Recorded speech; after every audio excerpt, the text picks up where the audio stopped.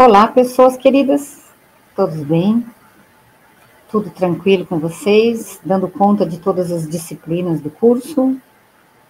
Sejam então bem-vindos à nossa oitava videoaula do curso de licenciatura em filosofia da UFPEL, na nossa disciplina de filosofia contemporânea, nosso autor, Jürgen Habermas. Hoje, então, com algumas falas ou algumas abordagens sobre o conceito dele de atos de fala. Tá? A gente já mencionou alguma coisa em videoaulas anteriores, mas seguimos então nesta oitava videoaula com o conceito de Habermas sobre os atos de fala e o que isto significa. Então, na sua teoria, tá? Pessoal, então, para o Habermas, os atos de fala, eles são fundamentais neste processo de comunicação mediada pela linguagem, tá? São elementos, como diz aqui no slide, assim, ó, fundante da racionalidade comunicativa, tá? Então, a partir da pragmática formal, o Habermas reformula a tradição da filosofia da filosofia da linguagem ao inserir, então, os atos de fala como base da intersubjetividade, tá? E da construção do entendimento mútuo. Deixa eu trocar aqui, tá? Ó, então tá aqui, ó, os atos de fala como base, então, desse processo que ele defende, que ele trabalha, tá? Da intersubjetividade e voltada à construção desse entendimento mútuo, tá? E o Habermas vai dizer que os atos de fala, então, é uma situação ideal de fala. É uma situação dialógica, onde inexiste coerções. A coerção não cabe nesse processo, tá? As pessoas são livres para este diálogo mediado linguisticamente, fundamentado na veracidade de suas falas, tá? Então, ele se caracteriza pela possibilidade simétrica, tá? De todos os participantes ou de todos os envolvidos do discurso escolherem e exercerem estes atos de fala. É essa situação ideal de fala, tá? O que garante ao discurso o seu papel legitimador de pretensões de validade. Essas são palavras do próprio Habermas, tá? E assim, esta análise, então, ela se concentra nesses pressupostos normativos, tá, de validade das afirmações e nas implicações éticas e políticas da linguagem como meio de coordenação da ação social. A gente já mais ou menos conversou sobre isso em videoaulas anteriores, tá? Então, a gente pode concluir que os atos de fala, eles constituem, assim, ó, o núcleo da crítica habermasiana à razão instrumental, tá? Então, ele reafirma o papel da linguagem como instância, tá, de mediação racional entre sujeitos livres e iguais. Por isso ele fala livre de coerção. Porque um sujeito que que usam... Agora, não vai dar para explicar assim, não. Mas onde a coerção reina, não há liberdade entre os sujeitos, tá? O sujeito não pode ser coagido, tá? Então, ele tem que ter liberdade de ação, na perspectiva do Habermas. Se o sujeito sofre de coerção, existe aí uma racionalidade instrumental, que é o que nós também já vimos em outros momentos, tá? E que ela permanece ainda. Ah, meu avatar, olha aí que bonitinho, Prof. Mário, ó, de avatar. Hello! Enfim, voltando, sério agora, tá? O que o Habermas propõe, então? Ele propõe essa pragmática formal que busca elucidar os pressupostos universais dos atos de fala e sustenta que falar, o Habermas sempre bate neste ponto, que falar é agir, tá? E todo ato de fala envolve pretensões suscetíveis de crítica e de justificação, tá?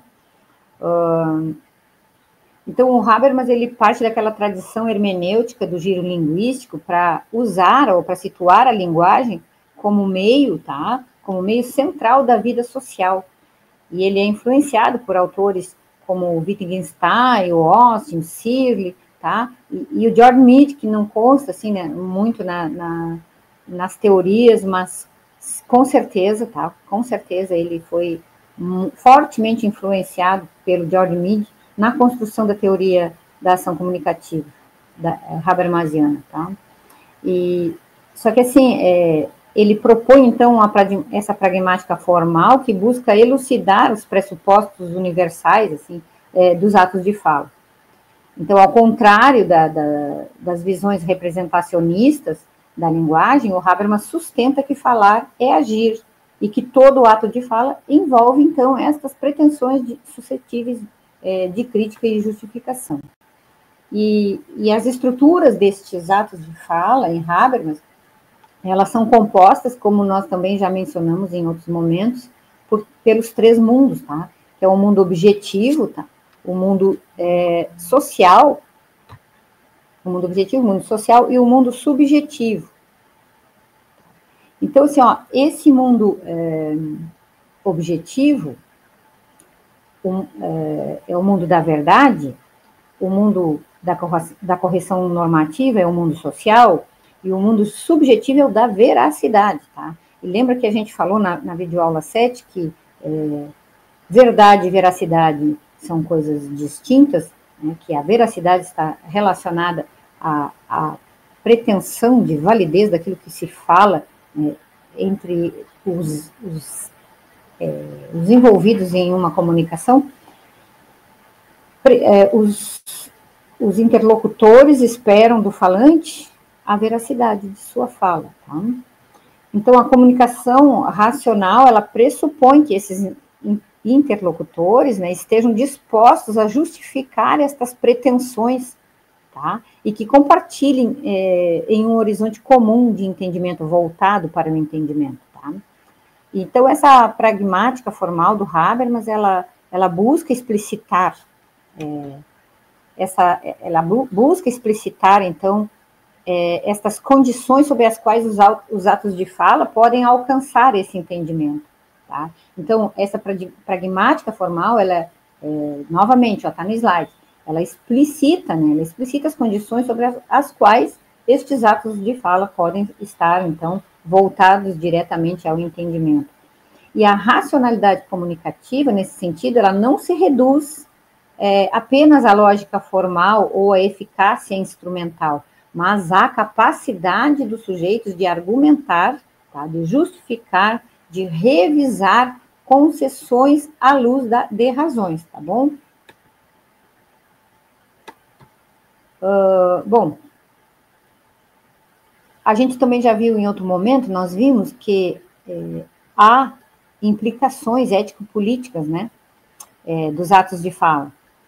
E a ética do discurso, então, do Habermas, ela deriva diretamente desta estrutura argumentativa da linguagem, pressupondo que normas válidas são aquelas que podem ser aceitas por todos os afetados em condições ideais de fala. Então, é por isso que ele busca defender o consenso, tá?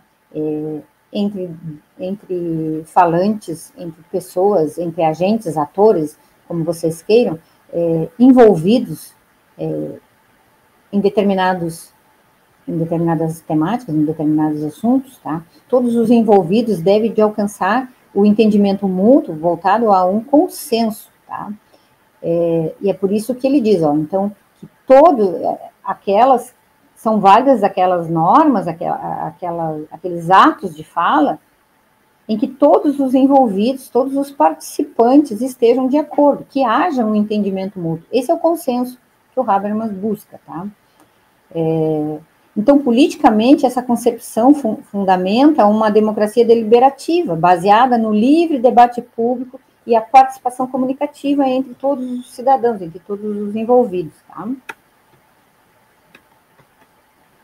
E Os atos de fala, então, não são, para Habermas, meros instrumentos de transmissão, informações. Tem um errinho ali no slide ali, depois eu vou consertar, tá? Para botar lá no ambiente. Então, eles não são meros instrumentos de transmissão de informações, mas eles são práticas sociais carregadas de sentido, de validade, de possibilidade de transformação social, tá? E isso é uma coisa assim, ó, fundamental de nós entendermos em Habermas a proposta desse autor com relação a isso, tá? É na comunicação, é no diálogo que o Habermas coloca todas as suas perspectivas, tá?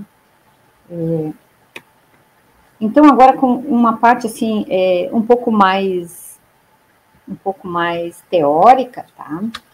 Nós vamos constatar que na concepção habermasiana, a atitude expressiva manifesta aquilo que o sujeito está pensando, expondo um desejo, expressando um sentimento, ou deixando, então, revelar algum aspecto da sua subjetividade.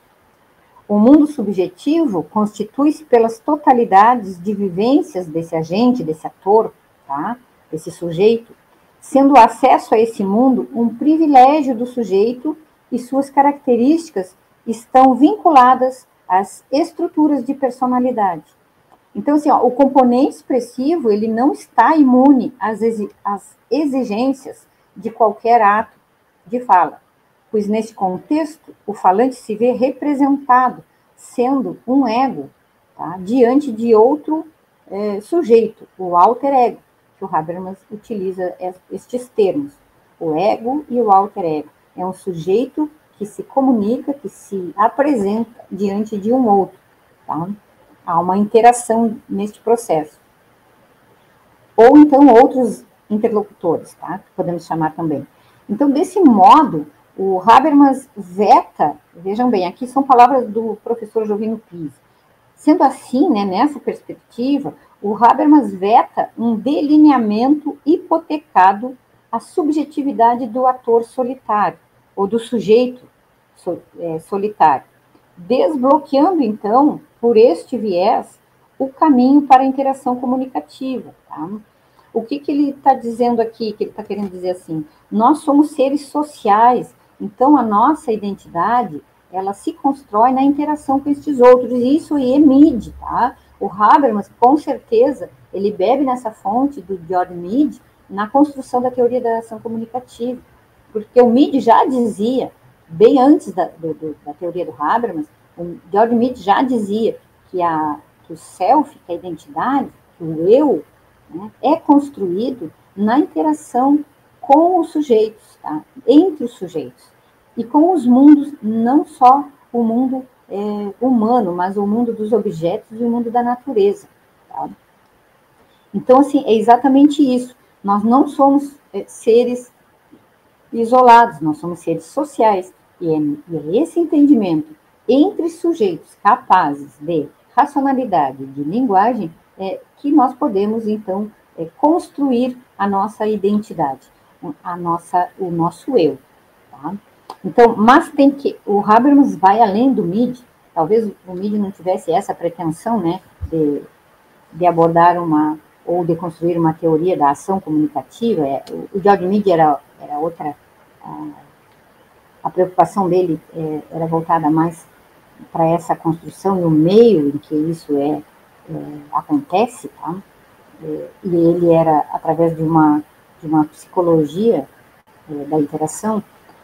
O Habermas, então, ele foca também, assim, para que isso possa funcionar, para que esse entendimento, para que esse consenso possa ser alcançado, as pretensões de veracidade, elas não estão isentas da discussão pública, né? Mas o seu conteúdo exige de qualquer sujeito uma responsabilidade pelos seus atos, por aquilo que ele enuncia. Então, é importante destacar que, embora o mundo subjetivo integre o Lebenswelt, que é o mundo da vida, né? Lebenswelt em alemão é o mundo da vida, que é o professor Jovino já falou para nós naquela aula sobre esse conceito importante, central na teoria do Habermas, tá? Porque é a partir desse mundo da vida, e que ele começa a fazer, então, a sua análise de estudo, e daí, então, ele chega a este ponto da teoria da ação comunicativa como alternativa ideal para os sujeitos, para o mundo dos sujeitos. Então, o centro pragmático encontra-se no mundo objetivo e social. E para melhor explanar, então, essa questão, o Habermas caracteriza o componente proposicional e o ilocucionário como chaves do giro pragmático. Visto que o ato de fala, como já foi ressaltado anteriormente, se constitui de duas orações. Vejam bem, o ato de fala se constitui de duas orações, uma oração principal e uma oração secundária. O conteúdo proposicional encontra-se na oração enunciativa com duas partes. Um nome ou uma descrição definida, que auxilia ao falante quando esse designa um objeto, sobre o qual tenciona manifestar algo. E uma expressão de predicado, que é a segunda, tá? Para a delimitação geral que o falante quer atribuir ou negar ao objeto. Isso são palavras de Habermas, está na ATAC, página 335. Então, esses conteúdos são aprendidos através de experiências com os objetos do mundo, tá? Com os objetos do mundo, tá? E a verdade associa-se a pressuposições de existências explicitadas em orações com conteúdo descritivo, podendo ser verdadeiras ou falsas, tá? Esse é o problema. Os conteúdos podem, esse conteúdo descritivo, ele pode ser verdadeiro ou falso, mas o ideal, segundo a análise habermasiana, a teoria dele, é que haja veracidade nos atos de fala entre os sujeitos. Este é o ponto, tá? Embora a gente, buscando, assim, para uma análise, assim, mais da nossa atualidade, é bem complexo isso, né? Nem sempre as pretensões de verdade, de veracidade dos falantes ou das falas, dos atos de falas, nem sempre elas são verdadeiras. Esse é o problema, mas deveriam. Então, assim, por esse motivo, qualquer ato de fala não contém apenas o aspecto proposicional, mas também apresenta sempre um conteúdo ilocucionário. Tá? O papel da força ilocucionária da fala, ela consiste em fixar o modo de emissão do conteúdo. Então, nesse âmbito, assim, ao fazer uma promessa, ao fazer uma afirmação ou uma advertência, tá? Realiza-se com as orações correspondentes uma ação. Por isso, Habermas diz que falar é agir, tá? E ele defende este aspecto. Então, desse modo, o Habermas, então, reitera que o ato de fala, ele recebe tal denominação sempre e quando apresenta uma oração formada com um verbo realizativo na primeira pessoa. Eu corro, eu fujo, eu danço, enfim. E uma oração subordinada de conteúdo proposicional. É na oração principal do ato de fala que está centrada, então, esta inovação habermasiana. Ou seja, a atitude realizativa dos participantes significa que uma oração, quando usada comunicativamente, contém um componente ilocucionário inserido na oração principal. E, segundo ele, este aspecto ilocucionário da fala está imbricado assim, com a interação intersubjetiva, pois a compreensão ilocucionária é algo que se realiza através da experiência proporcionada comunicativamente, e somente nessa, tá? Somente na comunicação proporcionada intersubjetivamente, tá? Somente nessa. Intersubjetivamente, mediada pela linguagem, comunicativamente, tá? Em outras palavras, essa certificação distingue-se, então, daquilo que se realiza ao enunciar algo, pois somente podemos compreender uma determinada referência ao mundo no qual podemos entrar, à medida que levamos a sério a oferta, tá? Realizada pelo falante. De novo, ele tá chamando atenção para isso, da veracidade da fala na comunicação, tá? Dos atos de fala. À medida que levamos a sério a oferta realizada pelo falante, intrínseca no ato de fala. Tá? São palavras do Habermas, tá? Na TAC 342. Então, nesse sentido, a linguagem não só cumpre uma função expositiva, tá? Como também ela solidifica uma relação interpessoal, que vai muito além dos interesses privados, excedendo, inclusive, as próprias consequências. Tá bem? Então, atos de fala, sucintamente, é isso. E vai permear toda a teoria do Habermas, tá? São fundantes da teoria da ação comunicativa. Quero lembrar também para vocês, por hoje nós ficamos por aqui, e quero lembrar para vocês que nesta quarta-feira, próxima, nós teremos a nossa webconf, véspera de feriado, mas a prof vai estar lá esperando que vocês acessem, vamos conversar um pouco sobre o que nós já vimos até aqui, tá? Eu ainda não repassei, confesso, não repassei as contribuições de vocês lá da aula do professor Jovino. Eu já mencionei para ele que vocês contribuíram, deram depoimento, fizeram alguns questionamentos e eu vou repassar para ele, tá? E para que ele, se ele responder aos questionamentos, eu vou compartilhar lá no fórum lá com vocês, tá bom? Então, até a nossa próxima aula e fiquem bem.